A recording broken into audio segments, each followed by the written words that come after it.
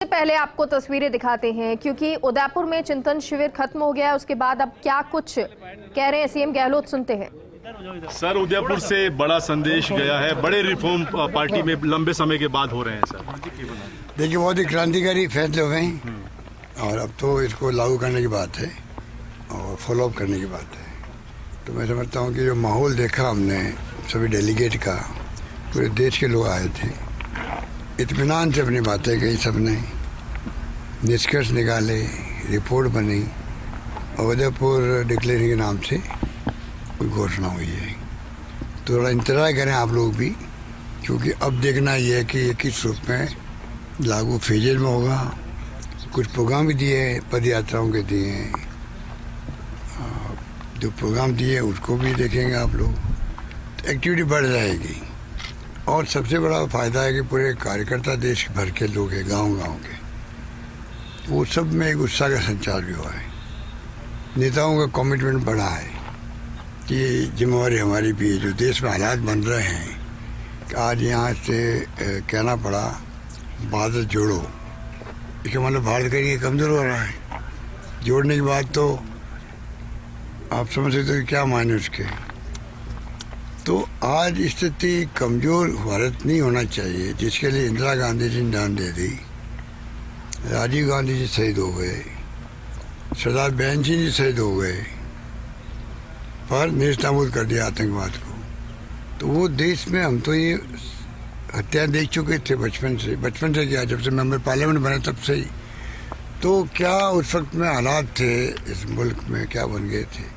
पर ध्यान दे के देश को एक रखा, अखंड रखा और आतंकवाद को पनपने नहीं दिया।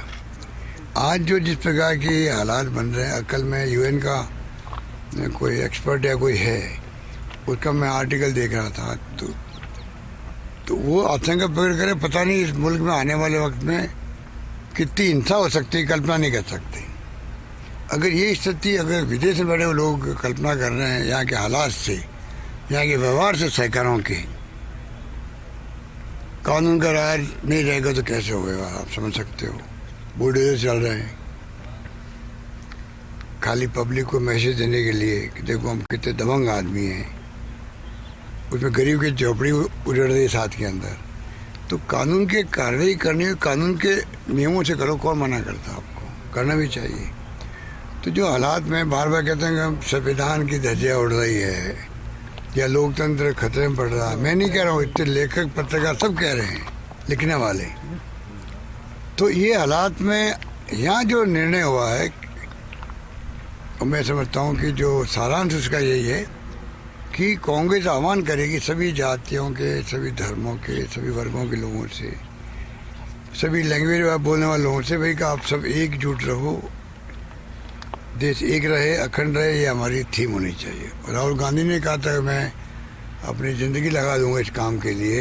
पर आरएसएस और बीजेपी के मंसूबे जो हैं धर्म के नाम पे राजनीति करने के, ध्रुवीकरण करने के, आज तो लोगों को अच्छा लग रहा है धर्म के नाम पर ध्रुवीकरण हो रहा है। तो नौजवान नहीं समझ पा रहे, उनको अच्छा लगता है, हिंदुत्व की बात कर रहे हैं। पर आज हमारे उसमें डिक्लेरेशन में कहा गया है असली राष्ट्रीयवाद हम अपनाना चाहते हैं, अपना रहे हैं। देशवासी से आह्वान करते हैं कि राष्ट्रवाद हम सब के लिए बहुत सर्वोपरि है। पर जो इनका छद्म राष्ट्रवाद है इनका, कि चुनाव में वोट लेने के लिए राष्ट्रवाद का नाम देते हैं, वो खतरनाक है, खतरनाक है।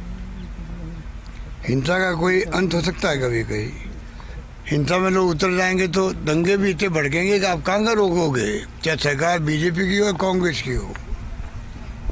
तो देश चलता है इकबाल से, चलता है इकबाल से। पुलिस से इकबाल होता है तो गांव में शांति सद्भावना रहती है। पुलिस आ गई गांव में, 2 पुलिस वाले होते हैं, तब भी इकबाल से पूरे गांव की 2000 की आबादी भी है तो वो समझते भी पुलिस आ गई है, कल मुकदमा बन जाएगा, ये भय होता है, तब कानून का राज स्थापित रहता। पर वरना तो आप देखते हो कि जो कानून तोड़ने वाले हैं, एंटी सोशल एलिमेंट तो सब जगह होते हैं। तो तमाम तरह की स्थिति जो राजस्थान में अभी देखा, 3 जगह दंगे भड़क गए और सबका बैकग्राउंड मालूम है आपको। जो माने हुए लोग हैं बीजेपी के नेता, वो उसमें इन्वॉल्व थे। चाहे करौली का हो, रामगढ़ में तो उन्हीं का बोर्ड था, बदनाम करने लगे कांग्रेस को। जोधपुर में आप देख लो, मूर्ति लेके क्या तमाशा हुआ, तो अभी जांच चल रही है कि देखें कि क्या स्थिति बनती है, क्या सच्चाई सामने आती है। तो स्थिति है कि ये शिविर हमारे लिए, मैं समझता हूँ कि कांग्रेस के लिए, कांग्रेस को मजबूत करने के लिए संगठन के तौर पर, कि ब्लॉक तक मंडल इकाई की बात की गई आज पहली बार कि मंडल इकाई बनेगी अब, तो बूथ इकाई, मंडल इकाई, अगर नया सिरे से काम शुरू हो रहा है और टाइम बाउंड किया गया है, तो तमाम जो फैसले हुए हैं वो फैसले अब जरूरत इस बात की रहेगी कि ऊपर से नीचे तक सब लागू करने के लिए अपना कमिटमेंट रखे, बस, और कुछ नहीं करना है। राहुल गांधी का जो भाषण था उसकी काफ़ी चर्चा है और एक तरह से उन्होंने संकेत ही दिया कि लड़ाई में लड़ूंगा आगे रह के, परिवार के साथ रह के, तो एक तरह संकेत दिया है कि अब वो फिर से लीड करेंगे पार्टी। देखो, वो तो जो उन्होंने प्रकट की भावना, वो देखिए, राहुल गांधी इतने अच्छे इंसान हैं जो देशवासियों के लिए कुछ भी तरह कुर्बानी करने तैयार रहते हैं। ये मैंने पहले कई बार कहा आपको, क्योंकि मैं उनके साथ में लगभग साल भर था, मैं गुजरात के अंदर लड़ी लड़ रहे हैं मोदी जी के साथ में या एनडीए गवर्नमेंट के साथ में, इशू पे लड़ रहे हैं। हम देखा होगा हर इशू पे बात करते, वो अटैक करते हैं, इशू बेस करते हैं, उनकी छवि खराब करने के लिए करोड़ों रुपये खर्च कर रहे हैं बीजेपी, आरएसएस, सोशल मीडिया के माध्यम से। जब से राजनीति में आए हैं, राहुल गांधी के नाम से इतनी घबराहट है कि लाखों करोड़ रुपये खर्च करने पड़ रहे हैं सोशल मीडिया के माध्यम से, जो आप देख रहे हो। इसकी नौबत क्यों आई भाई, इतना डर क्यों सता रहा है? पर राहुल गांधी ने अपना जो 7 साल का जो मुकाबला किया मोदी जी की गवर्नमेंट से, आज पूरा देश मान रहा है कि अगर कोई तर्क के साथ में कोई राजनीति कर रहा है, इनके साथ में विपक्ष की भूमिका निभा रहा है, उनका नाम राहुल गांधी है। ये कम बात नहीं है कि वो, आप देखेंगे कि खाली न्यूज़ देने के लिए न्यूज़ नहीं देते हैं, जो इश्यू बनते हैं उस पर वो बोलते हैं, चाहे चाइना का हो, चाहे कोरोना का हो, चाहे कोई इश्यू हो। ये पूरी मीडिया को समझना पड़ेगा कि जो इश्यू पे बात कर रहा है उसको किस प्रकार से हम उसको दिखाएं या उसको कवरेज देवें, वो उनके ऊपर है। सर, एक महत्वपूर्ण बात भी कही कि पब्लिक से जो कांग्रेस का कनेक्शन था वो टूट गया है। सर, वापस अब बहुत महत्वपूर्ण बात तो यही है, कनेक्शन टूटा नहीं है, कमज़ोर हो गया है। क्योंकि जब सरकार नहीं होती है तो स्वाभाविक है कि मानव स्वभाव होता है कि थोड़ा एक टेम्पो बदल जाता है, भाई क्या हो रहा है। तो ये कनेक्ट करने की बात का मायने ये है कि कनेक्ट करके आप किस प्रकार से लोगों का दिल जीतो।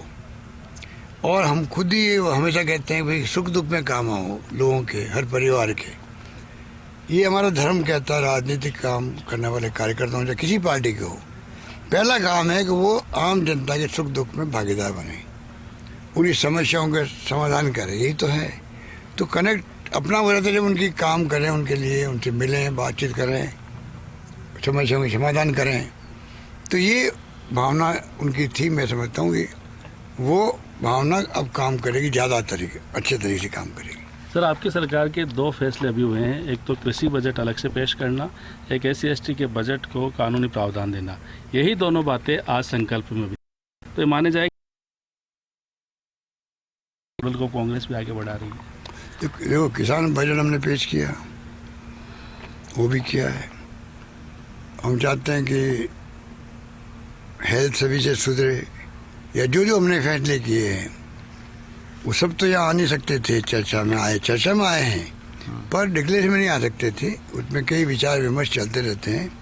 पर ओल्ड एज पेंशन लागू हमने करी है, अंग्रेजी स्कूलें खोली गांव-गांव में, आज उनके लिए लॉटरी खोल रही है एडमिशन के लिए, बड़ा काम है। चिकित्सा के लिए क्रांति की है, पूरे देश में कहीं नहीं है, पूरे प्रदेशवासियों का ही बीमा हो गया 10 लाख का। और बाकी जो ऑर्गन ट्रांसप्लांट होने हैं उसके तो 10 लाख या 20 लाख रुपए लग सकते हैं, वो भी फ्री कर दिया। तो ये जो फैसले हमने किया, IPD OPD फ्री किया है, हम देश में लागू करना चाहिए। तो ये जो फैसले कई किए हैं जिनका जिक्र आप कर रहे हैं, मैं समझता हूँ कि SC/ST का जो एक्ट बना है 4-5 राज्य पहले बना चुके थे और राज्य बनाए सब लोग, तो उम्मीद की जाती है कि आने वाले वक्त में और राज्य सरकार बनाए।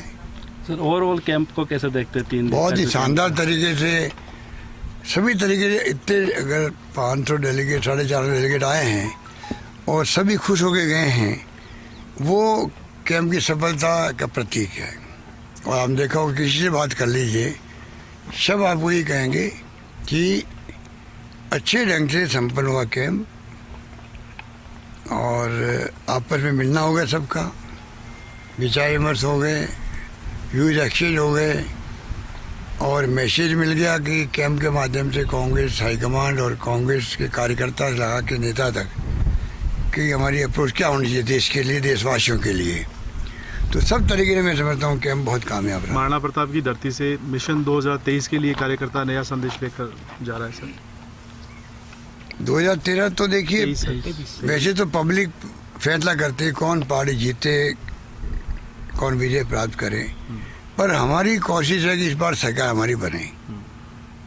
हम आप देख रहे हैं कि गुड गवर्नेंस दी हमने। कोरोना के अंदर भी कितने लोग मारे गए देश के अंदर, रातों में बचाने का प्रयास किया, पूरा रात दिन ही कर दिए, सारी सुविधाएं दी, सारा इलाज फ्री किया, कोई भूखा नहीं सोएगा तो वही रहा, सबने मदद करी, पूरी आम जनता आगे आ गई मदद करने, NGO आगे आ गए, एक्टिविस्ट आगे आ गए, पॉलिटिकल कार्यकर्ता भी आगे आए। तो ये तमाम देखा आपने। उसके अलावा जो फैसले हमने करीब 800 फैसला भी मैंने किए हैं बजट के अंदर, 200-250 तो उसको आधे जारी हो गए हैं। तो अभी मैं 1-2 तारीख को जो कर रहे हैं हम लोग रिव्यू कर रहे हैं पूरे बजट की घोषणाओं को कर रहे हैं 2 दिन लगातार। उसमें आप देखेंगे कि किस रूप में प्लानिंग बनती है एडवांस में, कि कितने महीने में कौन से फैसले होने जरूरी है, लाजमी है। तो बहुत बड़ा ये भी एक निर्णय है कि बजट को रिव्यू करके हर डिपार्टमेंट की प्रिंसिपल सेक्रेटरी ब्रीफ करेंगे पूरी कैबिनेट को, उनकी खुद की प्लानिंग क्या डिपार्टमेंट से, मंत्री जो संबंधित मंत्री है उनके साथ चर्चा करके अपना कैलेंडर बनाएंगे कि हमारी डिपार्टमेंट की अमुक अमुक घोषणाएँ हैं, ये घोषणा का कैलेंडर ही बनाते हैं लागू करने का। तो ये बहुत बड़ा फैसला है। मैं समझता हूँ कि वो लागू होगा तो पूरा बजट की जो घोषणाएं हैं टाइम पे पूरा होगा तो लाभ जनता को मिलेगा उसका। सर आपका शिविर हो गया, अब बीजेपी का भी शिविर हो रहा है जयपुर में, नड्डा जी भी कुछ दिनों पहले आए थे। वो तो अभी क्या घबरा गए हैं वो। अब मोदी जी ने देखा नहीं आपको कि चुनाव जीते यूपी का और सीधे गए वहाँ गुजरात के अंदर 3 दिन तक, फिर 20-25 दिन बाद फिर चले गए 3 दिन के लिए। तो अपने खुद के घर को जमाने के लिए बाबा जाना पड़ रहा उनको। तो नेचुरल है कि राजस्थान में तो नड्डा जी भी आएंगे, मोदी जी भी आएंगे, अमित शाह जी भी आएंगे, और जो इनको तमाशे होते हैं और जो इनकी एजेंसियाँ हैं CBI, इनकम टैक्स, ED, उसको एक्टिव करने का काम भी साथ चलता है इनका। पूरा होम मिनिस्ट्री के अंदर हमने सेना को प्रकोष्ठ बना दिया है। मॉनिटरिंग वहीं से होती है कि किस किस के खिलाफ में कार्रवाई करनी है, क्या कार्रवाई करनी है, नोटिस की लैंग्वेज क्या होगी, किस दिन बुलाना है गवाही देने के लिए, तमाम फैसले योजनाबद्ध तरीके से कर रहे हैं। ये तीनों एजेंसियों के लोग इतने घबराए हुए हैं कि जब ये आते हैं किसी के घर पे घुस जाते, 7 दिन बाहर निकलते हैं। घर वाले कहते हैं आपको कुछ मिला ही नहीं मेरे यहाँ पे, आप क्यों बैठे हो यहाँ पर, कि भाई हम तो तब निकलेंगे तो ऊपर से आदेश आएगा। तो आप सोच लीजिए कहाँ जा रहा देश। हालात बड़े गंभीर है देश के अंदर, सब जगह छापे पड़े हैं। और बीजेपी के लोग तो जैसे को दूध में नहाए हुए हो पूरे देश के अंदर। मैंने नहीं देखा कि बीजेपी वाले छापे पड़ रहे हो। ये कहते बड़ा कड़ा में दूध रख करके नहा करके फिर निकले हुए ये लोग। तो कोई तरह का उनके खिलाफ कार्रवाई नहीं हो रही पूरे देश भर के अंदर। जहाँ जहाँ सरकार जिस पार्टी की है, चाहे शिवसेना हो, कांग्रेस हो, NGP हो, सपा हो, जितनी पार्टी रीजनल पार्टियां कोई हो, उन सबको डरा के धमका करके राज करना चाहते हैं। ऐसे लोग आके राज में बैठ गए और ध्रुवीकरण के नाम पर, धर्म के नाम पर, हिंदुत्व के नाम पर लोग जुड़े हुए हैं। कल मैंने बात कही, वापस रिपीट कर बात खत्म कर रहा हूँ। 31% वोट आए थे मोदी जी के 14 के अंदर। जब 31% वोट आए हैं तो 69% वोट खिलाफ थे उनके। वो वोट कहाँ गए? तमाम बढ़ गए आपस के अंदर, कांग्रेस सहित रीजनल पार्टी बढ़ गए, ठीक है। तो मोदी जी उस वक्त दिल बड़ा रखते, भाई मैं तो 31% पे प्राइम मिनिस्टर बनाऊं, 69 वोट मेरे खिलाफ पड़े। वोट पड़े है ना, ऐसा नहीं घर पे बैठे रहे, वो अफसर नहीं रहे थे, वोट पड़े थे बाकायदा, वोट पड़े हैं, खिलाफ पड़े हैं, तब भी प्राइम मिनिस्टर वो बने थे। उस वक्त बड़ा दिल रख के सबको साथ लेके चलते हो कि विपक्षी बात सुनते। फैसला खुद को करना होता है, मुख्यमंत्री हो या प्राइम मिनिस्टर हो, पर आप सबकी बात सुनो तो कम से कम उसके बाद में निष्कर्ष निकलने के बाद में फैसला करने में आसानी रहती पब्लिक इंटरेस्ट के अंदर। इन्होंने ये तो दुश्मन हो गए सब लोग। इतना घमंड आ गया, अगर कांग्रेस मुक्त भारत बनाऊंगा, किसी को कुछ समझ नहीं रहे थे। और फिर धर्म के नाम पर साधारण वोट ज़्यादा बढ़ गए और ज़्यादा घमंड आ गया। तो घमंड आने वाला व्यक्ति जो है कभी कामयाब नहीं हो सकता।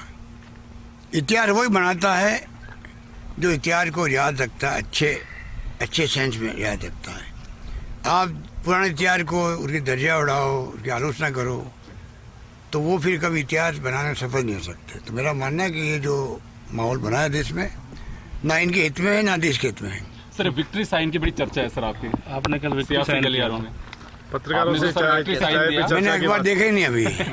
सर सब जगह चर्चा है सर, कल आपने जो विक्ट्री साइन बनाया। अखबार देखा नहीं मैंने। गांधी जी ने कहा कि वक्त अब कर चुकाने का, पार्टी ने नेताओं को बहुत कुछ दिया, एक बड़ा बयान दिया उन्होंने। वो तो बयान का मैंने कल कह चुका था, कल मैंने उस बारे में कह चुका हूँ कि ये बहुत बड़ा बयान है और हर कांग्रेस कार्यकर्ता को सोनिया गांधी जी की इस बात को पूरी तरह जहन में उतार लेना चाहिए। विशेष उन लोगों को जो कोई न कोई पद पे रहे जिंदगी के अंदर, कोई न कोई पद पे रहे, बल्कि कोई पद पे नहीं रहा है तब भी कांग्रेस के नाम पहचान होती है आदमी की, कांग्रेस कार्यकर्ता है, उसका ही मान सम्मान होता है। तो तमाम कांग्रेस जनों को चाहिए, जो सोनिया जी ने कहा कि भाई आपने, पार्टी ने आपको सम्मान दिया है या पद दिया है, ये वक्त आ गया वापस चुकाने का। बहुत बड़ी बात कह दी। सर लोकेश जी को बार बार दिल्ली बुलाया जा रहा है पूछताछ के लिए। हाँ सर, लगातार आप लोग दे नहीं पाओगे वहाँ पे। आप बोले कल ये बात कर छोटे से गणेश का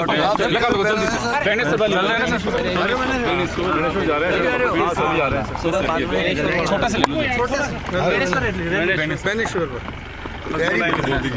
नहीं, बेनेश्वर धाम की तैयारी चल रही है वहाँ पर। आदिवासियों में भी, जनरल कास्ट के अंदर भी, सब कास्ट में बहुत ही उत्साह है वहाँ पर। पहली बार सोनिया गांधी जी गई थी, राहुल जी भी गए थे, हम लोग जाते रहते हैं वहाँ। बड़ा धार्मिक पावन स्थल है वहाँ पर। और वहाँ जो नदी चल रही है उसके अंदर बहुत तकलीफ होती थी, जब पानी बरसात होती थी रास्ते रुक जाते थे। अब करीब 134 करोड़ की लागत से ओवरब्रिज बन रहा है वहाँ पर, तो एक बड़ा काम भी हो जाएगा उपलब्धि के रूप में, और मीटिंग भी हो जाएगी। तो कल बहुत शानदार बड़ी मीटिंग होगी वहाँ पर, और राहुल जी भी आ रहे हैं, हम लोग समय रहेंगे और वहीं पे संबोधित करेंगे आदिवासियों को भी और पूरे प्रदेशवासियों को भी। ठीक है, ठीक सर, थैंक यू। तो नव संकल्प शिविर के बाद अब मुख्यमंत्री अशोक गहलोत जो कि मीडिया से मुखातिब हुए, और मुखातिब होते हुए तमाम उन्होंने बातें कही कि किस तरह से जो है देश को अब जोड़ने की ज़रूरत है, और जोड़ने की ज़रूरत तब होती है जब बहुत ज़्यादा स्थिति सही ना हो देश में, यानी कि जो हिंसा है वो बढ़ती जा रही हो। और उन्होंने जिक्र भी किया कि जो विदेशी हैं वो इसके बारे में आर्टिकल लिखते हैं और कहते हैं कि यहाँ पर हिंसा बढ़ती जा रही है और देश के लिए चिंता की बात है।